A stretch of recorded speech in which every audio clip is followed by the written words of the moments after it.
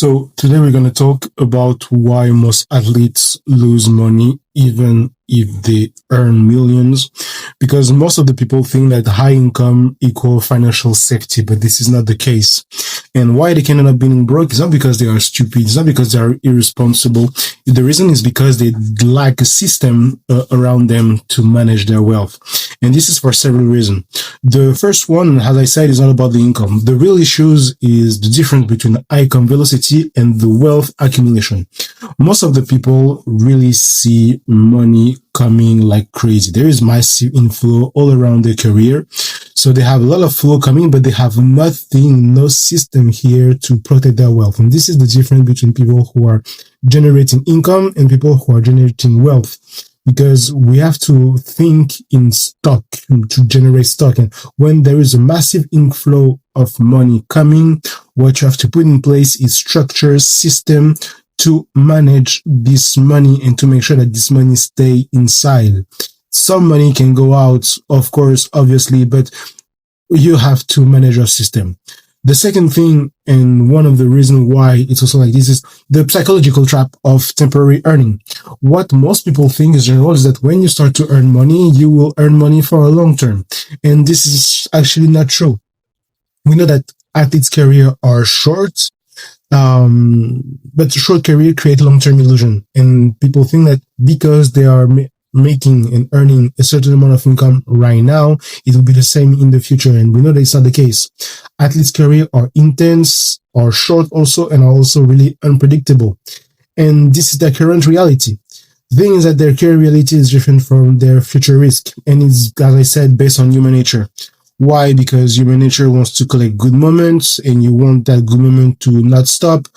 And you actually think that money will come and you will be able to maintain and sustain this career forever. And we know that it's also not the case. With that come lifestyle inflation. When I'm talking about lifestyle inflation, it's really simple. Expenses scale faster than income stabilize. And when I'm talking about this, I saw an interview of Zachary Risache. He's a basketball player playing in the NBA. I'm not going to say something crazy about his team, but he's playing in the NBA. And he was saying that when he started to receive his first salary in the NBA, that are coming every 2 weeks, of course, it's a huge amount of money. And this is something that is a life-changing money. It's something crazy. And with that, of course, come some changes regarding his environment. So these new environments create also a new lifestyle, so a new restaurant, a lot of things, etc., based on who you are, on the status that you have, and people around you. And what's generate fixed costs that are going up. But the thing is that if one day incomes are going down, most of the time expenses still the same. Why? Because you have a social pressure. Why? Because success then became performance. And walking backward socially feels harder than losing money quietly. So people prefer to maintain their costs and change to maintain a certain lifestyle. The thing is that, as we know and as we share, incomes might go down in the future. Obviously, there is some exception, but income might go down in the future, and you have to be prepared for this if it's arrived. Last but not least is the missing of financial education. What we know is that athletes are trained to perform and not to protect. And when I heard people saying that these, as I said in the start, is because they are stupid, no. Athletes are really disciplined. They tolerate pains like no one can, maybe. And all this makes them being performed.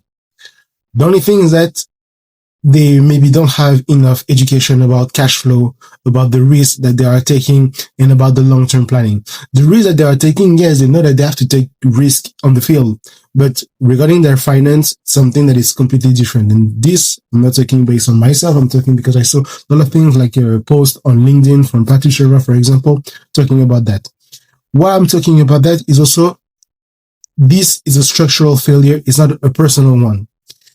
If I take normal people, like someone who is working in an office, like not an athlete, for example, this is how his career will look like. He will start here as a junior and he will end it up here as an expert.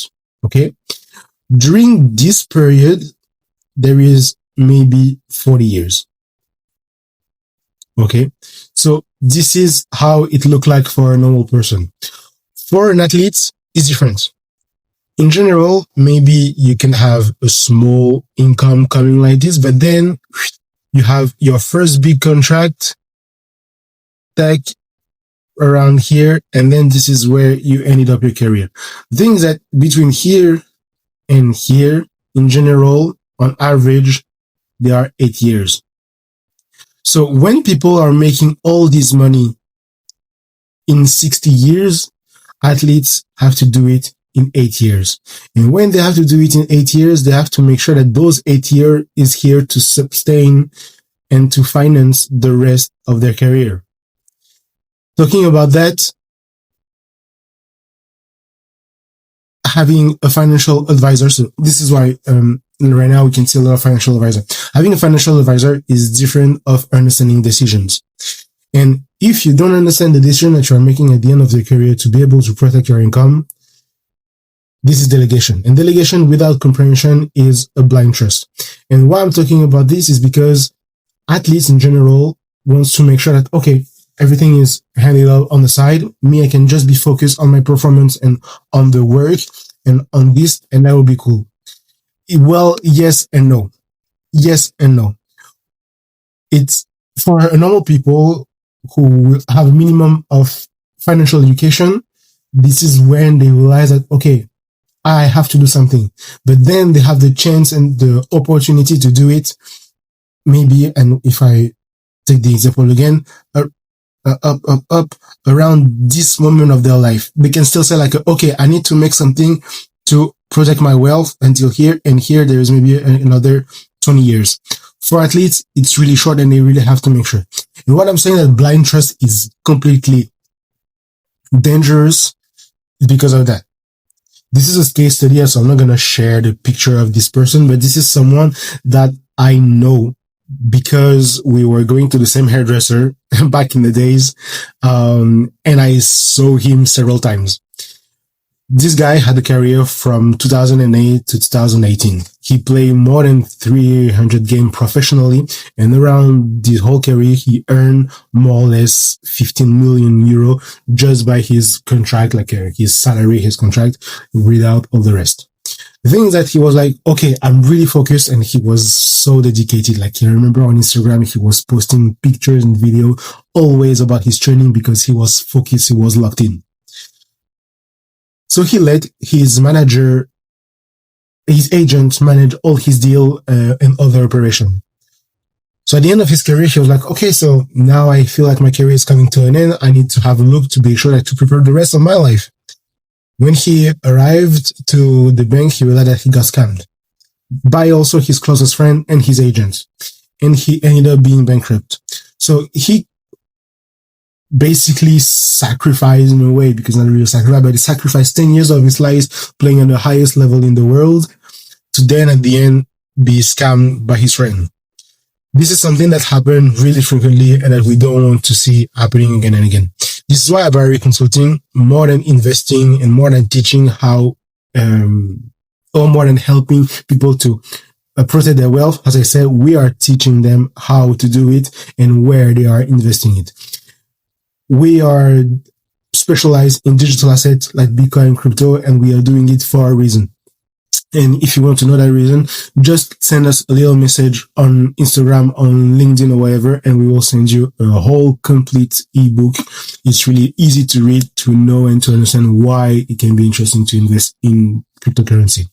In another case, we will do another video talking about that in the future. But if you don't want, if you want to have it right now and to make a first step into this, comment and let us a message or whatever. Okay. Thank you very much for your time, and we'll see each other on the next one.